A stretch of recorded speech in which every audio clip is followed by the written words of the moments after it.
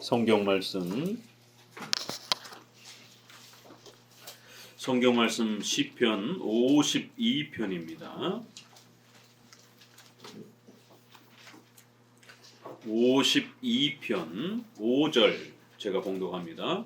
그런즉 하나님이 영영이 너를 멸하시며 너를 취하여 내 장막에서 뽑아내며 생존하는 땅에서 내 뿌리를 빼시리로다. 아멘.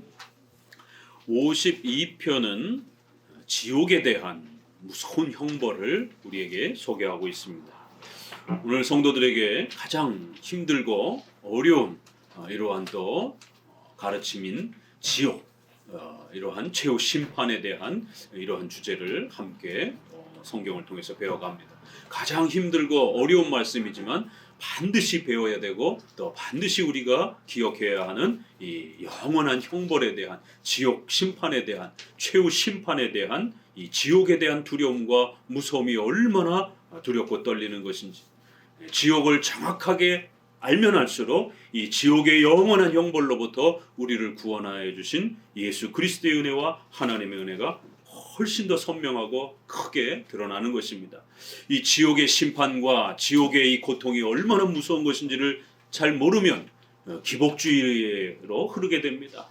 결국 우리가 교회를 찾는 이유는 잘 먹고 잘 살고자 하는 그러한 세상의 부귀 영화를 목적으로 하는 이런 일에 빠져버리게 됩니다. 우리 인간의 죄 때문에 우리가 영원히 지옥에서 벌받아야 되는 이러한 무서운 심판, 지옥의 영원한 형벌, 이러한 가르침들을 잘 알아야 이 죄로부터 또 이 지옥의 형벌로부터 우리를 구원하여 주신 하나님의 은혜를 더욱 평생에 감사하며 살아가게 될 것입니다. 52편 1절을 같이 읽어보도록 합니다. 52편 1절입니다. 강포한 자여 내가 어찌하여 악한 계획을 스스로 자랑하는고. 하나님의 인자심은 항상 있도다. 내 혀가 심한 악을 꾀하여 날카로운 삭도같이 간사를 행하는도다. 내가 선보다 악을 사랑하며 의를 말함보다 거짓을 사랑하는도다. 간사한 혀여 내가 잡아먹는 모든 말을 좋아하는도다. 오늘 이제 이 악인들의 악을 이제 본격적으로 첫 소절부터 시작을 합니다. 그런데 이제 우리가 이 시편 52편에 소개하는 이 악인들의 모습을 어떤 또 배경 속에서 말하는가를 보면 이 표제어에 시편은 각 그 장마다 머릿말처럼 이렇게 표제어라고 하는 짤막한 그 배경에 대한 내용이 있습니다. 이것은 성경이 기록될 때 기록된 건 아닙니다. 그래서 이건 얼마든지 수정이 될 수도 있고 또 이것은 참고용입니다. 이것은 히브리어 성경에는 없고 이제 나중에 이렇게 히브리어 성경을 편집하는 과정에서 추가가 되면서 이렇게 들어온 부분들입니다. 그런데 이제 성경을 읽는 데 상당한 또 도움이 될 수 있기 때문에 이 부분도 상당히 또 많이 고려를 합니다. 보조용어로서 이렇게 읽어갈 수 있다라는 겁니다. 그러나 성경 본문 그 자체는 아닙니다. 자, 그럼 어떤 배경 속에 52편이 이렇게 기록되었는가 하면 다윗의 마스길 영장으로 한 노래 에돔 도액이 사울에게 이르러 다윗이 아히멜렉의 집에 왔더라 말하던 때에, 그래서 사울 왕이 다윗을 잡으려고 쫓아다녔던 그때에 아히멜렉의 제사장 집에 다윗이 잠깐 피했다 갔는데 그 소식을 듣고 사울 왕이 쫓아와서 이제 제사장들을 도륙을 하고 제사장 집안을 전부 죽일 때, 그때의 도액이라고 하는 이방인이 칼을 들고 사울의 명령을 따라서 결국 제사장들을 죽이는 이제 이러한 아주 참혹한 장면이 구약에 있다라는 거예요. 바로 그 엄청난 경험을 겪고 난 다음에 다윗이 하나님 앞에 또 이렇게 선지자로서 계시의 감동을 받아서 기록한 것이 52편이라는 겁니다. 그럼 우리 사무엘상 22장 9절로 가봅니다. 먼저 배경을 좀 살펴보실 필요가 있습니다. 이 52편의 이 도액이라는 사람, 그래서 제사장과 그 가족들을 다 죽인 이 참혹한 이 인물에 대해서 우리가 살펴보면서 불신자들을 대표하는 교회를 핍박하고 교회를 괴롭히는 성도를 괴롭히는 또 이러한 불신앙의 불신자의 악에 대한 이 내용을 함께 또 살펴보도록 합니다. 사무엘상 22장 9절을 함께 읽어봅니다. 시작. 때 에돔 사람 도액이 사울의 신하 중에 섰더니 대답하여 가로되 이새의 아들이 노베 와서 아히두베의 아들 아히멜렉에게 이른 것을 내가 보았었는데 아히멜렉이 그를 위하여 여호와께 묻고 그에게 식물도 주고 블레셋 사람 골리앗의 칼도 주더이다.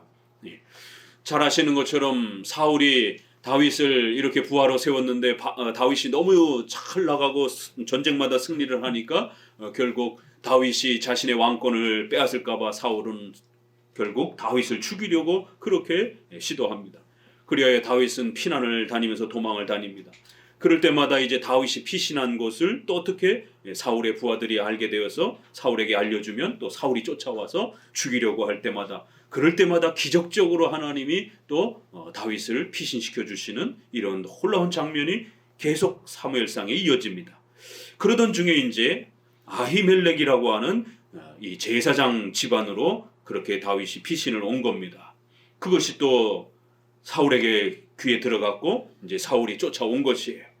그리고는 그 도액이라는 사울의 신하가 옆에 섰더니만 아히멜렉이 다윗을 어떻게 밥을 먹여주고 또 그 골리앗의 칼까지 이렇게 주었는지 이 모든 상황을 다 자세히 고발을 하는 거예요. 13절을 읽어봅니다. 그래서 사울이 그에게 이르되 내가 어찌하여 이새의 아들과 공모하여 나를 대적하여 그에게 떡과 칼을 주고 그를 위하여 하나님께 물어서 그로 오늘이라도 매복하였다가 나를 치게 하였느냐. 아히멜렉이 왕에게 대답하여 가로되 왕의 모든 신하 중에 다윗과 같이 충실한 자가 누구인지요. 그는 왕의 사위도 되고 왕의 모신도 되고 왕실에서 존귀한 자가 아니니까. 내가 그를 위하여 하나님께 물은 것이 오늘이 처음이니까 결단코 아니니이다. 원컨대 왕은 종과 종의 아비의 온 집에 아무것도 돌리지 마옵소서. 왕은 종은 이 모든 일에 대소간에 아는 것이 없나이다. 제사장은 다윗이 급히 그렇게 찾아와서 굶주렸다라고 하면서 먹을 것을 요청을 했고 또 그리고 무기가 없이 와서 또 그렇게 무기를 내어달라고 요청을 해서 주었을 뿐이라는 거예요. 평상시에도 다른 때도 그렇게 도움을 주었었는데 뭐가 문제냐라고 이렇게 묻습니다. 절대로 모반을 반역을 도모한 것이 아니다라고 이렇게 변명을 합니다. 그러자 이제 사울이 아주 대노하면서 22장 16절 같이 읽어봅니다. 왕이 가로되 아히멜렉아 내가 반드시 죽을 것이요 내 아비의 온 집도 그러하리라 하고 왕이 좌우의 시자에게 이르되 돌이켜 가서 여호와의 제사장들을 죽이라. 그들도 다윗과 합력하였고 또 그들이 다윗에 도망한 것을 알고도 내게 고발치 아니하였음이니라. 하나 왕의 신하들이 손을 들어 여호와의 제사장들 죽이기를 싫어한지라. 왕이 도액에게 이르되 너는 돌이켜 제사장들을 죽이라 하매 에돔 사람 도액이 돌이켜 제사장들을 쳐서 그날에 세마포 에봇 입은 자 85인을 죽였고 제사장들의 성읍 노베 남녀와 아이들과 젖 먹는 자들과 소와 나귀와 양을 칼로 쳤더라. 결국에는 사울왕은 자기 왕권에 취해서 제사장까지 모함하면서 결국 제사장을 죽이겠다고 협박을 하면 결국 제사장을 죽이라고 명령합니다. 이스라엘 백성들이 제사장을 감히 어떻게 죽이겠습니까? 그러니 이 부하들은 벌벌 떠는 거예요. 제사장을 죽이라고 그러면 제사장을 죽였다가는 하나님 앞에 진노를 받아서 죽을 게 뻔한데 왕의 명령이 무섭겠어요? 하나님의 심판이 무섭겠어요? 아무도 부하들은 손을 못 대는 거예요. 여러분 같으면 목사님 죽이라고 그러면 공산당이 쳐들어와가지고 6.25 시대 같이 너네 목사님 담임 목사님 죽여 그럼 살려줄게 이러면 어떡할 겁니까? 우리 6.25 시대에 그런 일 비일비재하게 그런 비슷한 일들이 우리 선조들 가운데도 있었는데 이 아히멜렉 제사장을 죽이라고 그렇게 사울왕이 명하는 것이 아무도 손을 못 대는 겁니다. 겁이 나서.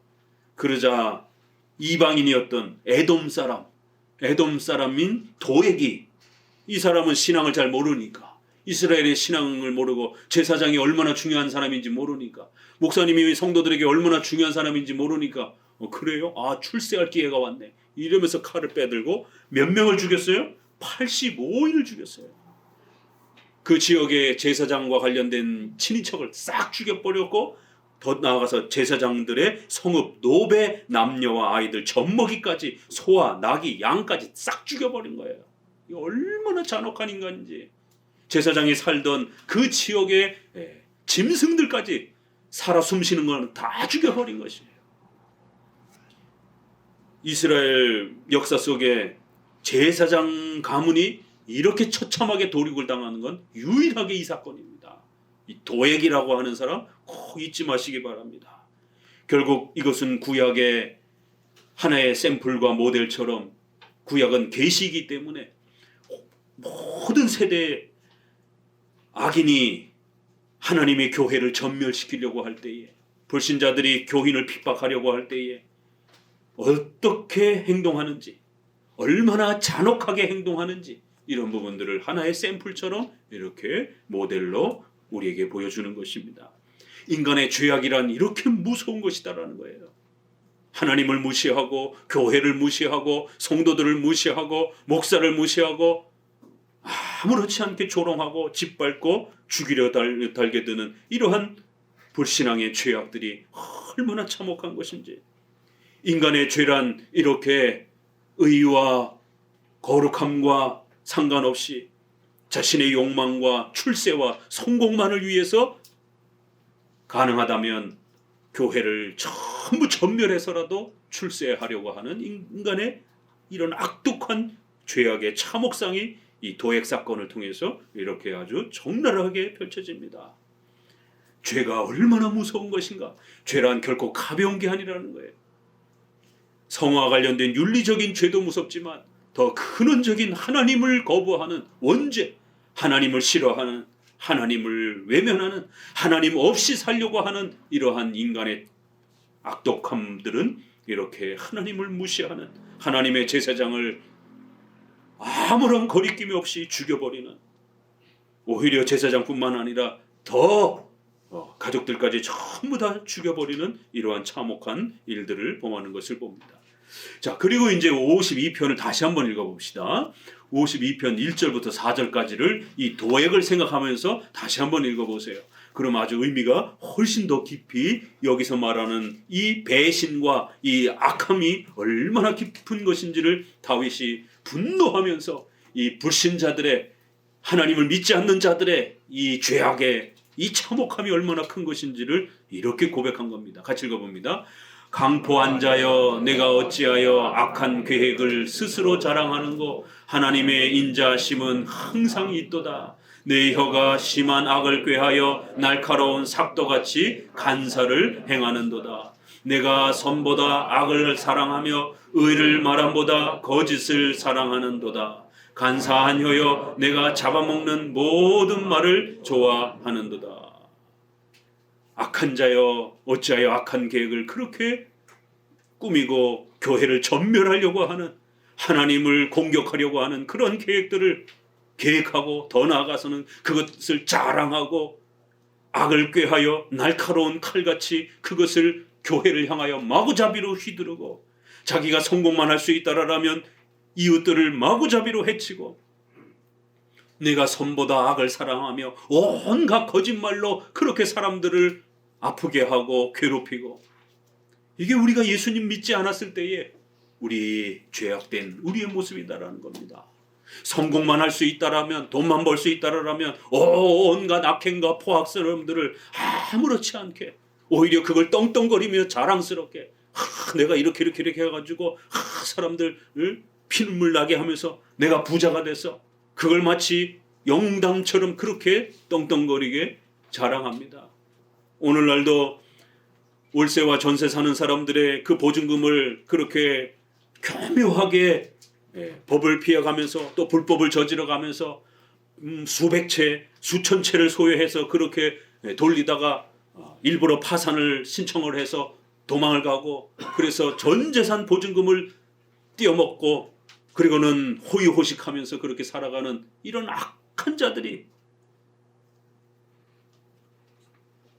주변의 이웃의 사람들의 삶의 터전을 야금야금 빼앗아 먹으면서 그들의 전 생애를 빼앗아 먹으면서 자신의 부를 일구는 이런 악독함들이 우리 주변에, 우리가 예수님을 믿기 전에도 우리가 불신자였을 때 이렇게 악하고 포악스러운 그런 인간의 모습으로 살아왔던 것입니다. 우리 개역 한글이 참 잘 번역이 됐습니다. 4절에 간사하녀여 내가 잡아먹는 모든 말을 좋아한도다. 개역 개정은 조금 부드럽게 번역이 됐더라고요. 내가 속이는 뭐 이렇게.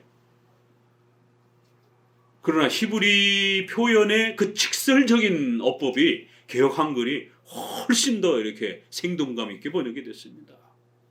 잡아먹는다라는 거예요. 훨씬 더 와닿잖아요. 온갖 거짓말과 악한 말로 우리의 이웃들의 재산을 잡아먹는 거예요. 그냥 남의 재산을 빼앗아 먹기 위해서.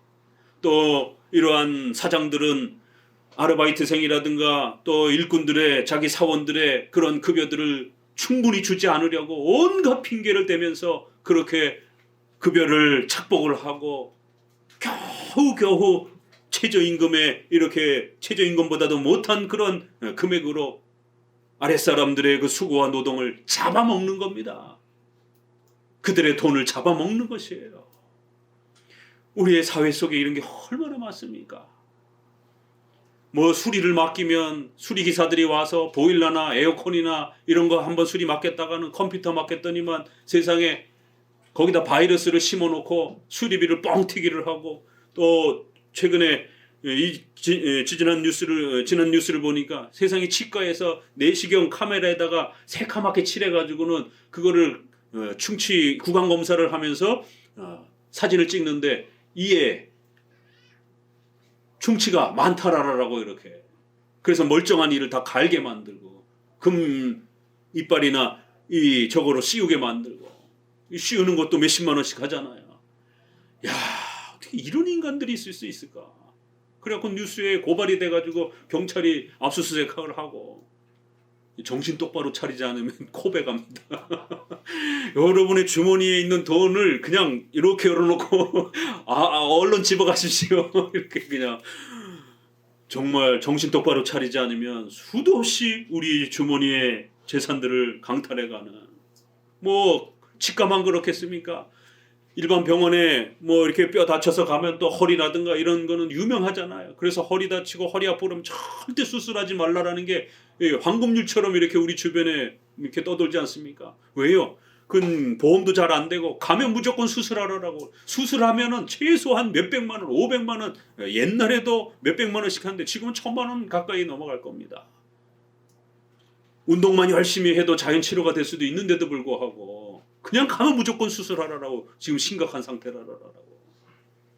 못 일어날 정도 아니면 웬만큼에서는 다 이렇게 재활치료하면은 허리는 또 자연 회복력이 가장 뛰어난 또 부위이기도 합니다. 잡아먹는다라는 거예요. 우리 이웃들의 재산과 생명과 그러한 내용을 그렇게 거짓말과 속임과 권모술수와 폭력으로 협박으로 잡아먹는 이러한 악독한 행위들. 5절 같이 읽어봅니다. 그런즉 하나님이 영영이 너를 멸하시며 너를 취하여 내 장막에서 뽑아내며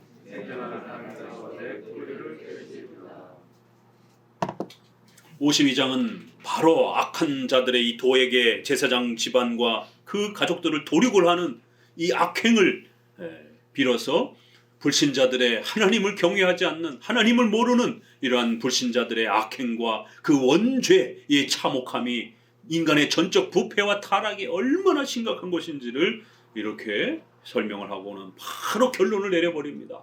하나님이 너를 영원히 멸하실 것이다라는 거예요.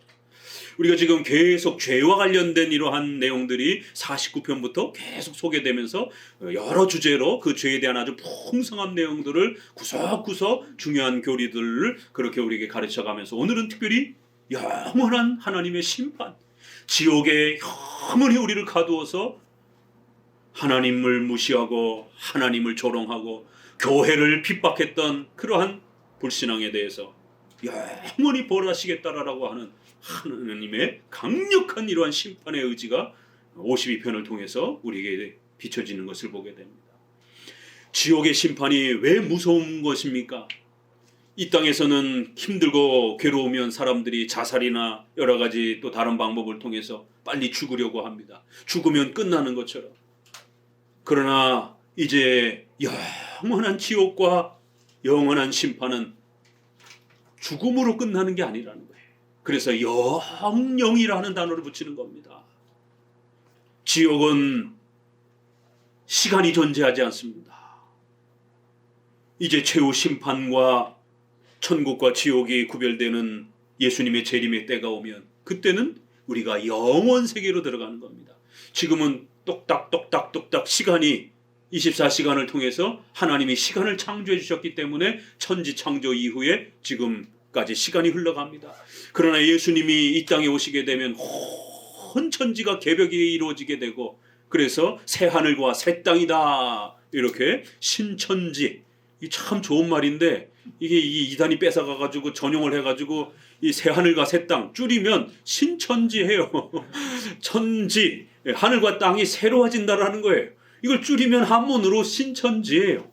이게 너무 좋은 말인데 이 신천지라고 하는 이단이 이거를 도용을 해가지고 좀 어감이 이상하게 해갖고 성도들이 잘 안 쓰는데 이 새 하늘과 새 땅, 천지가 개벽이 되면서 하나님께서 놀라운 천국의 이러한 공간으로 우리를 초대해 주십니다.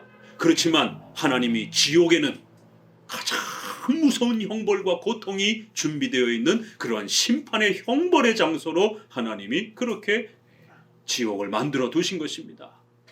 많은 분들이 지옥을 하나님이 만드셨어요? 이러면 이제 약간 낯설어 하시는 분들이 계셔요. 지옥에는 사탄이 주인 아닌가요? 사탄이 왕 아닌가요? 이거는 영화를 너무 많이 보셔서 그런 것이고요.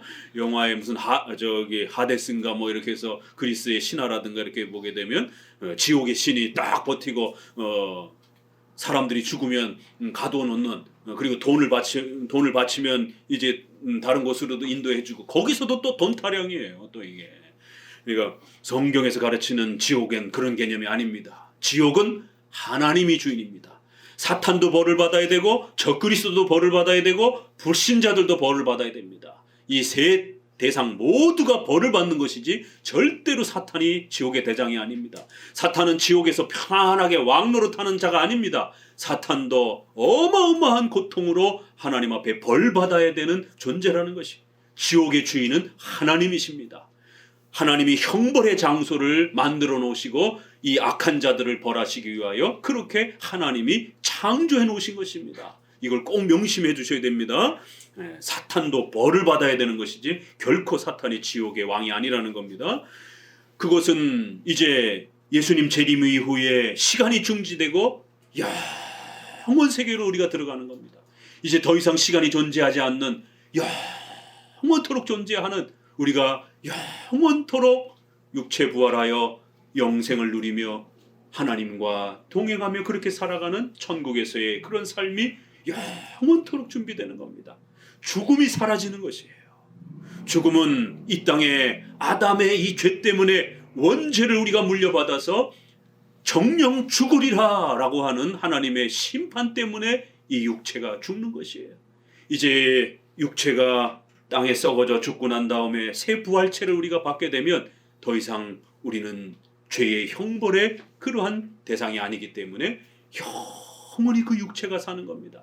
그래서 우리가 사도신조에 몸이 다시 사는 것과 영원히 사는 것을 믿습니다. 이게 얼마나 감격스러운 것인지를 사도신경 고백할 때마다 꼭 간직하셔야 됩니다.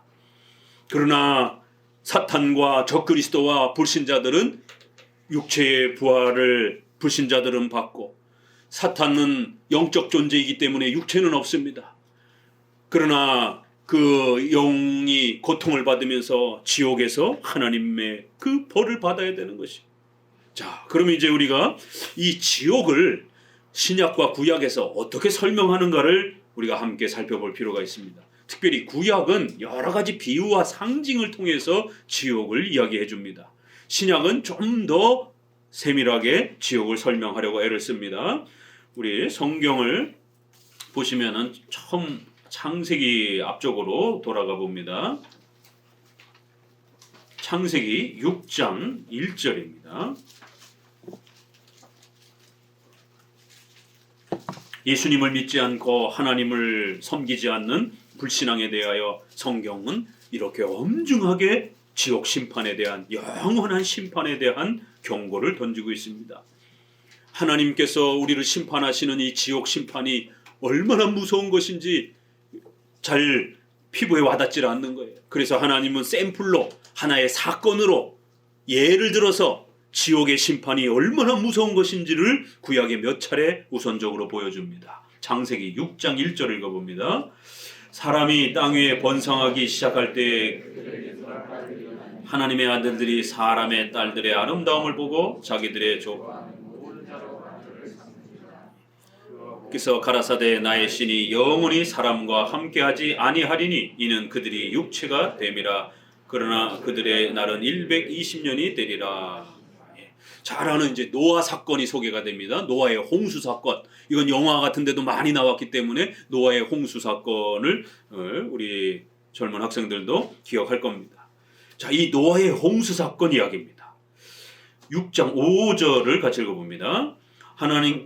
여호와께서 사람의 죄악이 세상의 관영함과 그 마음의 생각의 모든 계획이 항상 악할 뿐임을 보시고 땅 위에 사람 지으심을 한탄하사 마음에 근심하시고 가라사대 나의 창조한 사람을 내가 지면에서 쓸어버리되 사람으로부터 육축과 기는 것과 공중의 새까지 그리하리니 이는 내가 그것을 지었음을 한탄함이니라 하시니라. 하나님이 후회했다 이런 뜻이 아니라 이건 번역의 차이입니다. 우리말로 번역을 하면서 이런 표현으로 된 것이고, 하나님이 너무너무 속상하셨고 하나님이 분노하셨다라고 하는, 인간들이 죄악만 범하는 인간의 이 악함과 인간의 생각과 말과 행동 전체가 오직 죄악만 생각하더라는 거예요. 죄악이 세상에 관영하여 그 마음의 생각이, 모든 계획이 악을 행하는 이러한 악독한 모습을 보면서 하나님이 너무너무 붕괴하시고 속상하시고 하나님이 탄식하셨다라고 이렇게 표현하는 거예요. 그래서 우리가 잘 아는 것처럼 노아의 가족 8명 빼놓고는 전부 다 죽습니다. 물에 빠져서 죽는, 많은 사람들은 이제 또 성경을 잘 믿지 않는 이 자유주의 목사와 신학자들은 성경을 소설처럼 자꾸 주장하는 자유주의 목사, 우리가 자유주의 교단 그러면 기독교 장로회, 기장을 자유주의 교단이라고 말하는 것입니다. 이런 기장이라든가 이런 자유주의 신학자들은 부분적인 홍수를 주장을 합니다. 그 이스라엘 땅에만 홍수가 이렇게 나서 이스라엘 백성들만 죽었다라는 거예요. 아니요, 우리는 성경을 하나님의 말씀으로 믿기 때문에 전 세계의 사람들이, 전 지구에 홍수가 차서 노아의 8명 빼고는 짐승, 육축, 이러한 물고기 빼고, 물고기는 물에서 사는 거니까 땅에 사는 모든 숨쉬는 짐승과 사람, 지구에 사는 모든 사람을 하나님이 죽이셨다라고 이렇게 믿는 것이에요. 하나님의 심판과 하나님의 형벌이 얼마나 무서운 것인지를 첫 번째 이렇게 보여주셨습니다. 전 인류를 죽이셨어요. 8명 빼고는 다 죽이셨습니다. 애고 어른이고 다 죽였습니다. 원죄를 물려받은 인간의 죄악이 얼마나 참혹하고, 하나님을 대적하면서 하나님을 조롱하면서 마음과 생각에 온통 남을 죽이고 하나님을 무시하려고 하는 이런 죄악된 마음으로만 가득 차 있는 인간의 이 죄악성을 보라는 거예요. 죄란 이렇게 무서운 것이라는 겁니다. 첫 번째 창세기가 시작하자마자 얼마 되지도 않았어요. 6장에 와가지고 최후 심판의 모델이 소개가 되었습니다. 이 노아 사건은 누구 선지자들도, 또 신약에 와서도 노아의 홍수 사건을 잊지 말라라고 신약의 사도들도 그렇게 당부합니다. 자, 우리 쭉 넘어가셔서 창세기 18장. 아직 창세기가 끝나기도 전에 또 한 번 최후 심판에 대한 이러한 샘플이 소개가 됩니다. 창세기 18장 20절입니다. 18장 20절 같이 읽어봅니다. 여호와께서 또 가라사대 소돔과 고모라에 대한 부르짖음이 크고 그 죄악이 심히 중하니 내가 이제 내려가서 그 모든 행한 것이 과연 내게 들린 부르짖음과 같은지 그렇지 않은지 내가 보고 알려하노라. 5절 읽어봅니다. 롯을 부르고 그에게 이르되 5절이요. 롯을 부르고 그에게 이르되 이 저녁에 내게 온 사람이 어디 있느냐 이끌어 내가 우리가 그를 상관하리라. 상관이라고 좀 어렵게 옛날 한번 번역을 했는데 이 동성애를 말하는 겁니다. 남자 여자 이러한 남녀의 이러한 그 성폭행도 아니에요. 더 타락한 남자와 남자끼리의 이러한 여자와 여자끼리의 이런 동성애적 성관계를 상관이라 이렇게 번역을 한 겁니다. 우리가 로마서에 보게 되면 남자가 남자를 취하고 여자가 여자를 취함으로 인해서 인간의 악함들은 죄악들은 아주 참혹하다라고 이렇게 책망을 합니다. 우리가 동성애를 영어로 소돔이라고 이렇게 표현을 합니다. 이 소돔과 고모라를 이렇게 영어권에서 그대로 받아가지고 소돔이 하면 동성애라고 이렇게 번역이 될 정도로 소돔과 고모라는 동성애와 이러한 성의 폭력적인 이러한 죄악들이 아주 창궐해 있던 것입니다. 그런데 이 소돔과 고모라는 그 시대에 가장 번영되고 가장 발전된 그런 도시국가였습니다.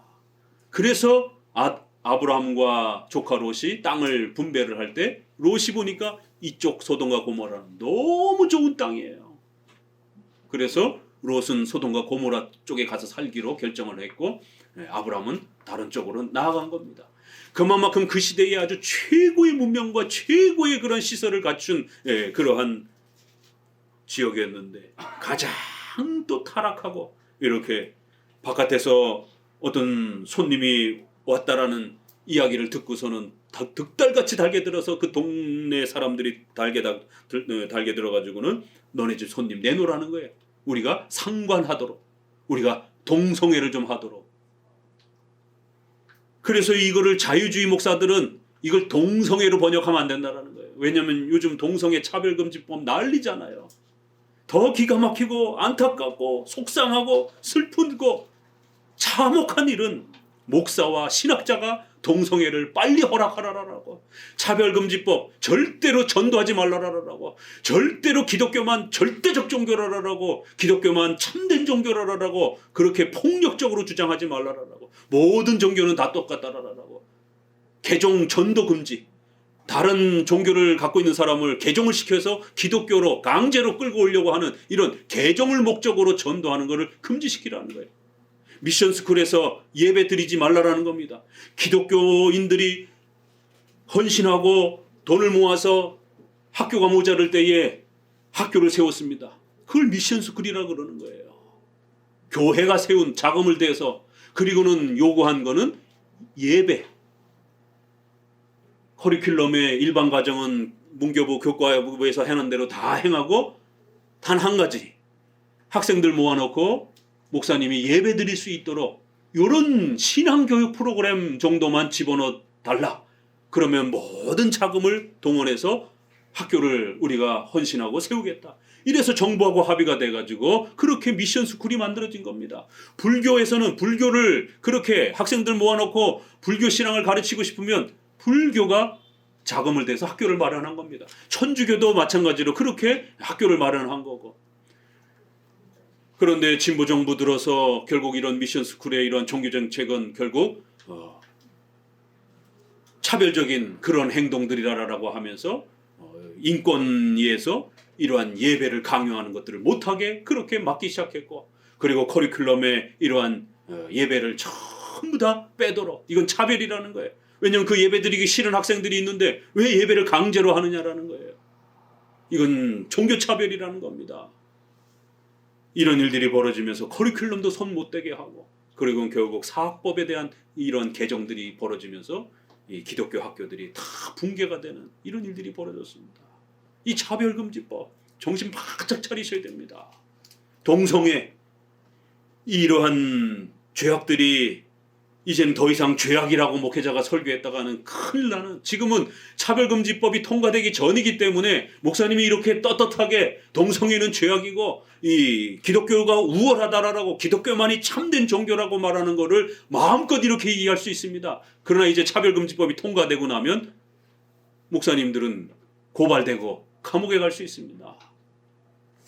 작년 2, 3년 전에도 동성애 인터넷에서 우리 보수 신학자들과 중심으로 해서 제가 비판하고 거기에 대해서 같이 동참했다가 경찰에 그 단체에 의해서 고발이 돼가지고 목회 30년 만에 처음으로 내 양심에 죄악되다고 생각하는 동성애를 반대했다라고 경찰에 고발이 돼가지고 경찰 조사를 받고 검찰까지 재판에 넘어가는 이런 초유의 사태에 벌어지는, 한국 사회에서 목사님이 죄악이라고 설교했다라고 세상에 감옥에 갈 수 있는 이러한 상황이 벌어진 것이에요. 다행히 아직은 차별금지법이 통과되지 않았기 때문에 검찰 단계에서 검사가 보고 이거는 좀 더 기소하기에 무리가 있다 해서 증거 불충분으로 해가지고 그렇게 기각이 됐습니다.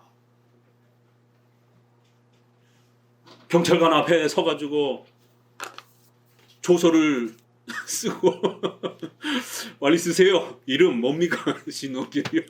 주소 대세요. 분당구. 직업이 뭡니까? 목사요. 경찰 조서를 전부 꾸미고 제대로 썼나 안 썼나 조서 찍고 지장 찍고 살다 세상에 무슨 뭐 도둑질을 한 것도 아니고 동성애 죄악이라고 그렇게 인터넷에 성도들 각성시키기 위해서 정보를 소개하기 위해서 그렇게 공유하고 알렸다가 유명한 보수 신학자들만 고발을 한 거예요. 왜? 진보 신학자들은, 진보 목회자들은 지금 동성애 차별금지법 찬성하느냐고 난립니다. 성이 완전하게 자유가 되어야 우리 인간 모두가 자유로워질 수 있다라고. NCCK 자유주의와 진보적 성향의 교단들이 가입되어 있는 한국 연합단체입니다. NCCK 대표들이 그렇게 정부를 향해서 데모하면서 동성애 빨리 허락하라라고, 차별금지법 빨리 통과시키라라고, 목사와 신학자들이요.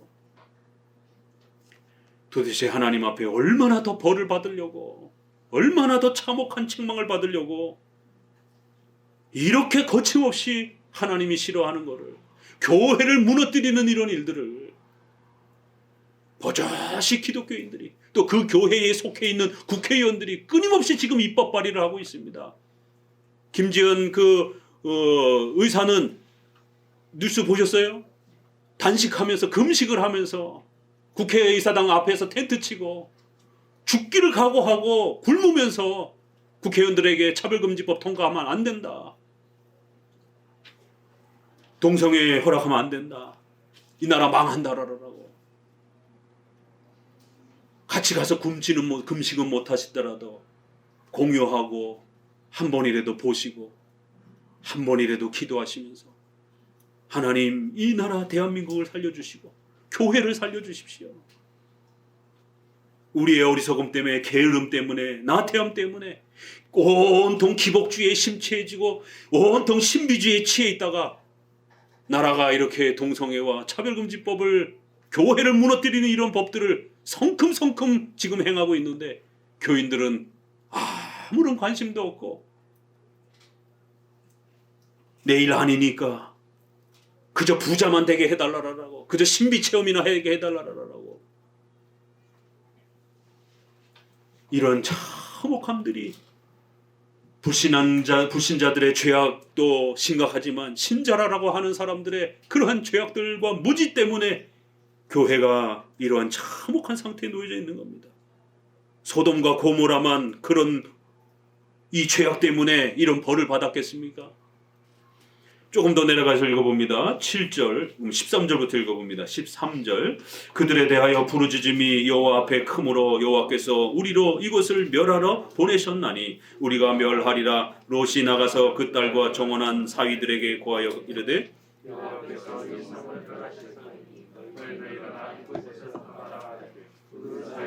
농담으로 여겼더라.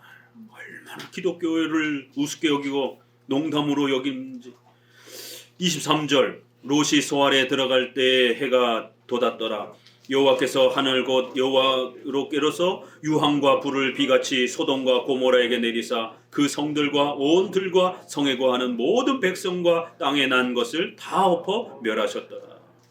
하나님께서는 이번에는 소돔과 고모라라고 하는 그 특정 지역만 하늘에서 유황과 불이 비같이 쏟아지는 거예요. 여러분 TV에서 가끔 그 화산들 중에 유황이 나는 그런 그 화산들을 TV에서 가끔씩 이렇게 비춰 보여주기도 합니다. 우리가 번역을 할 때 요한계시록에도 그렇고 유황 불못 이런 표현을 씁니다. 화산도 무섭지만 이 유황은 이 독가스거든요. 이게 노란 이렇게 그 연기가 이렇게 피어오르면서 그 독가스예요. 그래서 성경은 구약은 이런 참혹한 그 자연의 어떤 이런 그 아주 두렵고 무서운 모습을 이런 지진 또 화산 이런 또 유황이 막 그 화산과 막 타오르는 이런 모습을 보면서 지옥의 그런 모습으로 비유적으로 이렇게 끌어다 쓴 겁니다. 또 더 나아가서는 소돔과 고모라에서는 실제로 그런 아주 그 독을 내뿜는 그런 유황과 같은 그런 덩어리들이 또 불이 하늘에서 떨어지는 거예요. 우박은 떨어지는 거는 봤지만 세상에 그 유황이 굳으면 딱딱한 돌덩어리 같이 됩니다. 이 TV 보게 되면 그런 유황 덩어리들이 또 불덩어리들이 하늘에서 떨어지면서 소돔과 고모라를 가득 불태우는 것이 독가스가 가득 차면서 단 한 사람도 살아남지 못하도록 롯의 가족만 탈출하는 겁니다. 하나님의 심판이 얼마나 무서운 것인지 한 사람 살아날 수 있을까요? 아니요, 못 삽니다. 예수 그리스도를 믿는 사람 외에는 싹 죽이는 것이에요. 어린애는 살 수 있지 않을까요? 어린애들은 그래도 많이 죄를 짓지 않았으니까 아니요, 아이들도 인간으로 태어나는 그 즉시 원죄를 물려받기 때문에 하나님 앞에 죄인으로 태어나는 거예요. 모든 백성과 땅에 난 모든 것을 없애버렸다. 다 엎어버리셨다. 이렇게 표현했습니다. 오늘 5절에 영원히 너를 멸할 거고 너를 취하여 뽑아버릴 거고 너를 아주 내 뿌리까지 완전히 뽑아가지고 버릴 것이다라는 것이에요. 또 계속 읽어봅니다. 역대 예레미야 7장 31절 읽어봅니다. 예레미야 7장 31절. 오늘 우리 시편에서도 9장 17절에 보게 되면 악인이 음부로 돌아가며 하나님을 잊어버린 모든 열방이 그리하리로다라고 하면서 음부라고 이렇게 지옥을 표현을 하기도 합니다. 우리 번역에는 음부라고 이렇게 표현을 하는데 한문으로 음부 이렇게 지옥이란 표현이에요. 그래서 이거를 개정에서는 스올 이렇게 표현을 합니다. 그냥 이 헬라어나 히브리어, 특별히 히브리어의 표현을 그대로 번역을 해서 소리 나는 대로 스올, 이걸 음부로 번역을 해야 될지 지옥으로 번역을 해야 될지, 이게 지옥이라는 단어가 구약에서는 이렇게 무덤, 또 음부, 또 이런 여러 단어들로 어두운 곳, 구덩이 이런 표현을 쓰다 보니까 이제 번역하는 사람들이 개역 개정판에서는 그냥 스올로 번역을 해버렸어요. 이 스올은 히브리어입니다. 이 단어를 기억하시면서 예레미야 7장 31절을 같이 읽어봅니다.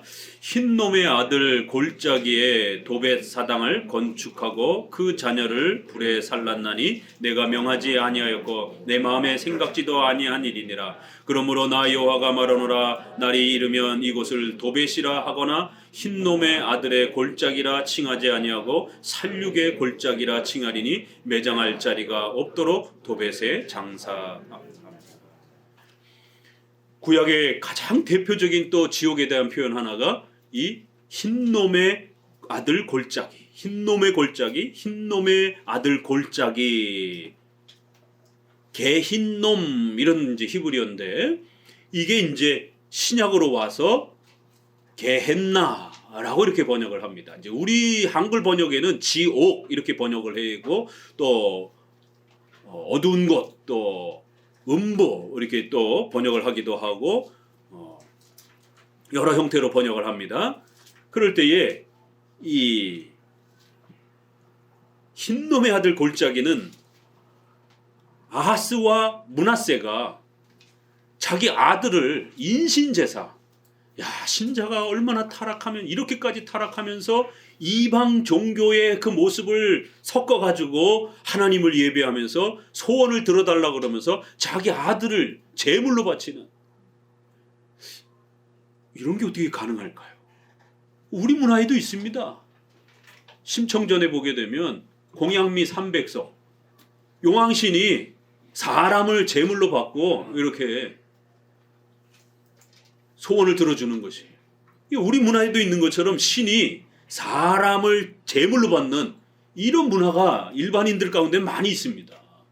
그러니까 서양에서도 이러한 서양의 이런 신화라든가 이런 데 보게 되면 결국 신들이 사람을 제물로 잡아먹고, 뭐 지네라든가 호랑이라든가 이렇게 또 짐승들이, 괴물들이 사람을 제물로 잡아먹고 이렇게 또 소원을 들어주고, 폭력을 쓰지 않고 뭐 이런 것들, 이런 이방신 종교의 문화를 기독교 안으로 끌어들여 가지고 하나님 앞에 소원을 성취를 하려면 우리의 가장 좋은 것을 바쳐야 된다, 이런 것들이 결국에는 이방신과 짬뽕이 되면서 우리의 가장 좋은 아들인, 좋은 것은 자녀니까, 그러면 자녀를 내가 바치면 하나님이 소원을 들어주겠지, 이러면서 인신제사가 벌어진 거예요. 도벳의 산당을 건축하고 자녀를 불에 살랐나니, 이게 바로 소원을 하나님 앞에 얻기 위해서 이런 짓을 한 겁니다. 아하스와 므낫세 왕들에 대한 이 책망인 거예요. 그래서 하나님이 이 흰놈의 아들 골짜기라고 하는 바로 이 골짜기를 거기서 그렇게 제사를 지냈기 때문에 살육의 골짜기로 그렇게 하나님이 앞으로 이것을 사용할 거라는 거예요.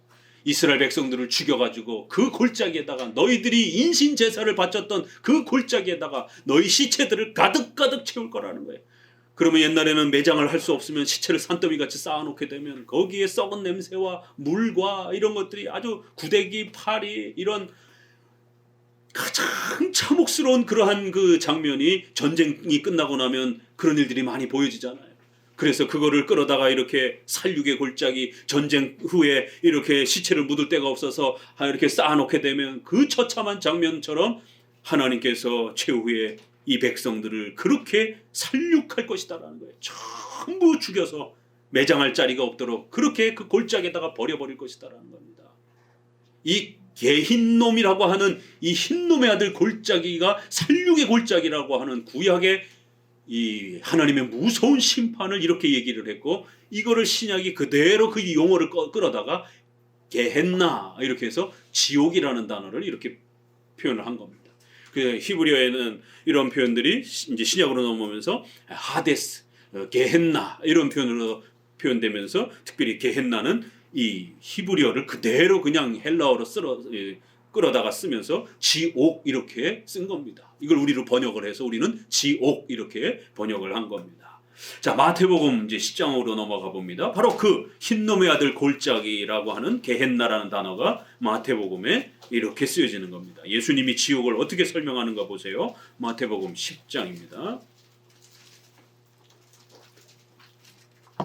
28절, 마태복음 10장 28절 함께 읽습니다. 몸은 죽여도 영혼은 능히 죽이지 못하는 자들을 두려워하지 말고 오직 몸과 영혼을 능히 지옥에 멸하시는 자를 두려워하라. 예, 이제 신약에는 좀 더 선명하게 지옥 이렇게 이 게헨나라고 하는 단어를 사용한 겁니다. 또 넘어가 봅니다. 마가복음 9장 47절.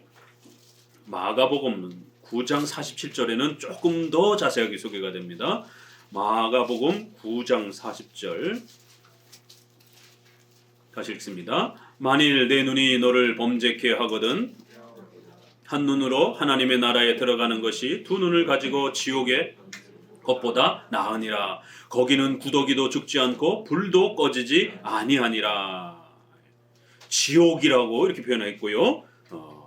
죄악을 범하는 자들을 지옥에 던져 놓을 거라는 거예요. 거기는 구더기, 죽지 않는 이러한 영원히 사는 벌레가 인간의 몸을 파먹고 인간을 공격한다라는 거예요. 그리고는 거기는 불이 타오르는 그 엄청난 불타오르는 고통을 겪게 된다라는 겁니다. 베드로후서 2장 4절에서는 범죄한 천사들을 용서치 아니하시고 지옥에 던져 어두운 구덩이에 두어 심판 때까지 가두어둘 것이다. 이렇게 해서 어두운 구덩이다 이렇게 표현을 합니다. 그래야 이제 우리가 신약에서 무저갱 이런 단어가 많이 우리가 사용하죠. 무저갱, 아주 어두운 구덩이다, 이런 표현입니다. 누가복음 16장은 좀 더 자세히 소개가 되어집니다. 누가복음 16장이 아주 이 지옥에 대한 생생한 장면을 소개합니다. 우리 장로교와 보수 우리 교단에서는 이 누가복음 16장을 비유로 보지 않고 실제 그 내용을 설명한 것으로서 이렇게 해석합니다. 이 부자와 나사로가 지옥에 또 천국에 임한 실제적 그 모습을 말한 거지, 이거는 무슨 상상의 비유로 말한 게 아니라고 우리는 보는 겁니다. 실제 지옥과 천국의 내용의 그 모습으로 설명한 것으로 이렇게 설명을 하는 겁니다. 우리는 누가복음 16장 22절 읽어봅니다.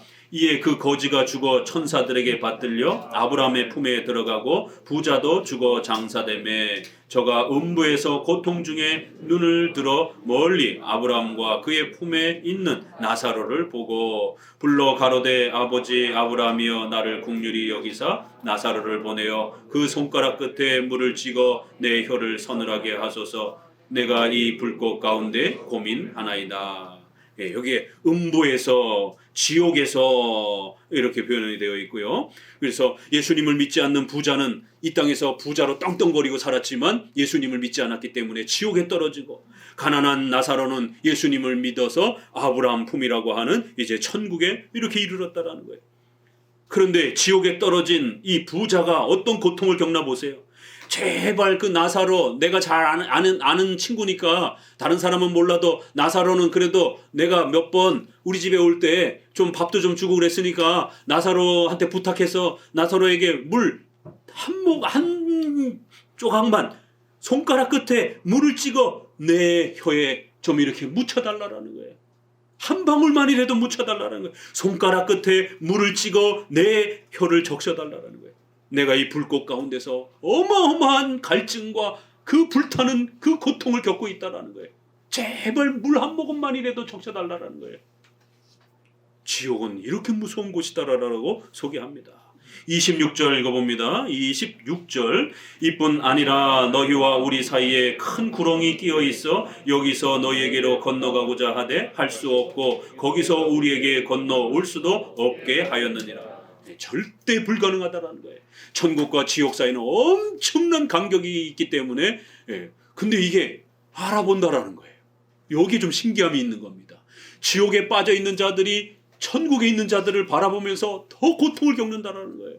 아, 내가 살아서 예수님을 믿었다라면 저곳에 나도 갈 수 있었을 텐데, 보이긴 보이는데 가지는 못하는 거예요. 어마어마한 이 거리 때문에, 간격 때문에 절대로 이쪽에서 절로 갈 수도 없고 저쪽에서 이쪽으로 올 수도 없다라는 거예요. 지옥은 이런 곳이다 라고 말합니다. 살아생전 예수님 믿지 아니하면 더 이상 기회가 없다라는 거예요. 계시록 20장 7절을 봅니다. 이제 요한계시록의 마지막에서 최후 심판의 장면을 소개하며 지옥을 소개합니다. 요한계시록 20장 7절입니다. 요한계시록 20장 7절 같이 읽어봅니다. 천년이 참에 사탄이 그 옥에서 놓여 나와서 땅의 사방 백성 곧 곡과 마곡을 미혹하고 모아 싸움을 붙이니 그 수가 바다에 오래 같으니 저희가 지면에 널리 퍼져 성도들의 진과 사랑하시는 성을 두루매 하늘에서 불이 내려와 저희를 소멸하고 또 저희를 미혹하는 마귀가 불과 유황못에 던지우니 거기는 그 짐승과 거짓 선지자도 있어 세세토록 밤낮 괴로움을 받으리라. 구약의 백성들은 지옥에 가보지는 않았기 때문에 지금 우리도 마찬가지예요. 지옥에 가보고 그걸 믿는 건 아닙니다. 오늘날 지옥 갔다 왔다고 그러면서 막 간증하고 돌아다니는 사람들이 있어요. 이거 100% 가짜입니다. 절대로 믿어서는 안 돼요.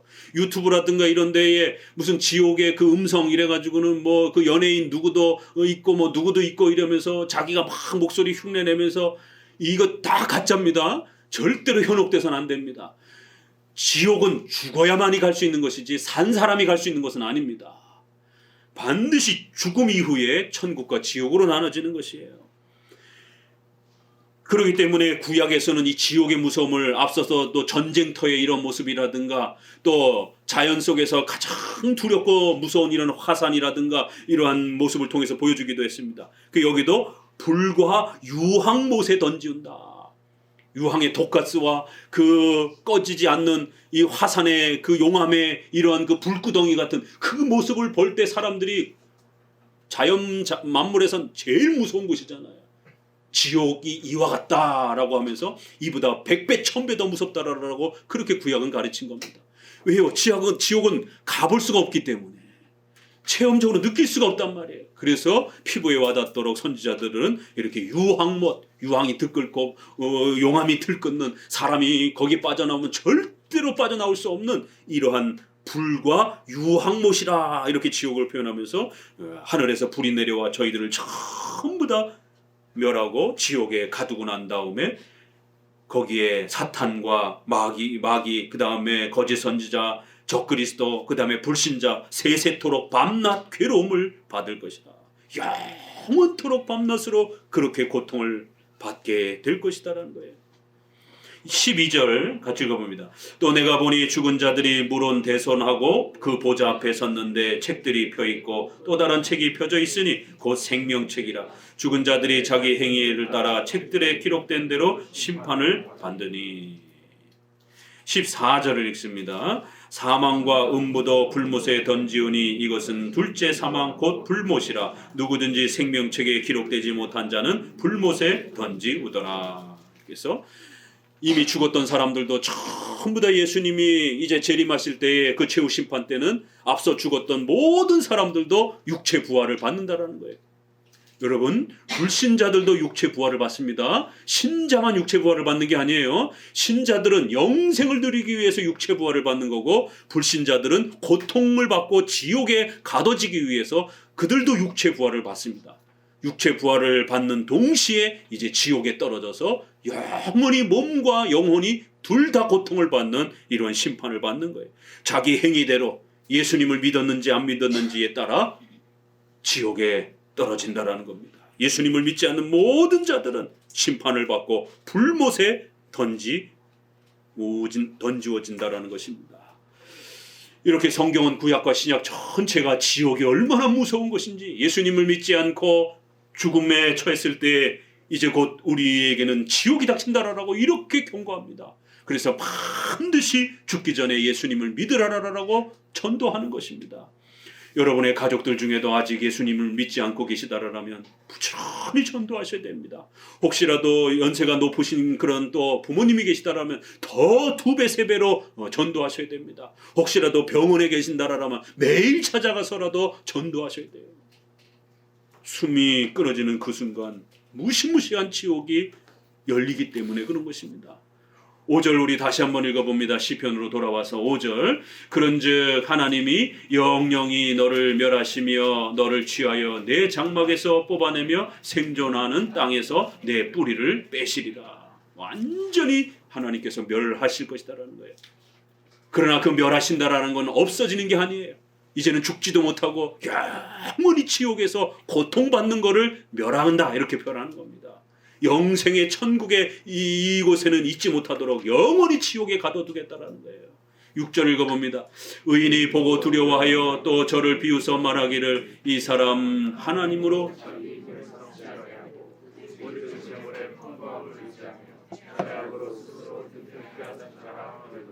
오직 나는 하나님의 집에 있는 푸른 감람나무 같으며 하나님의 인자심을 영영히 의지하리로다. 주께서 이를 행하셨으므로 내가 영영히 주께 감사하고 주의 이름이 선함으로 주의 성도 앞에서 내가 주의 이름을 의지하리다.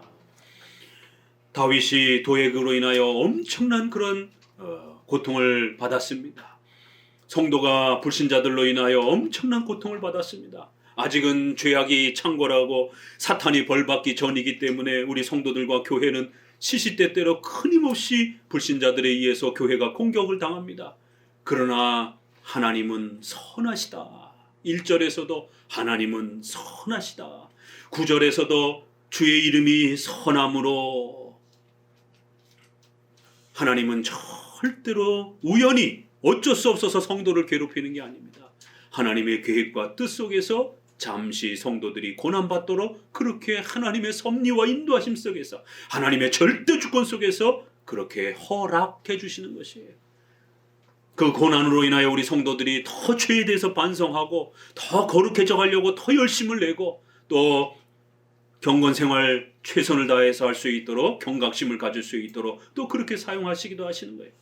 우리 의인들은 보고 두려워하며 그 악한 자들이 벌받을 날이 있을 것이다라는 것을 반드시 성경을 통해서 최후 심판을 믿고 의지하며 하나님의 선하심을 의지하면서 살아가는 것이에요.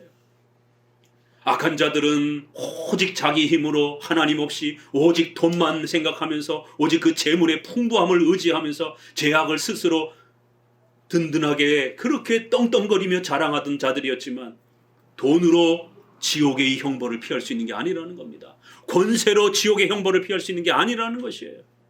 오직 하나님을 의지하고 하나님을 두려워하고 예수 그리스도를 믿지 아니하면 전부 지옥의 형벌을 받는다라는 겁니다. 오직 나는 하나님의 집에 있는 푸른 감람나무 같으며 하나님의 인자하심을 영원히 의지하며 살 것이다라는 거예요.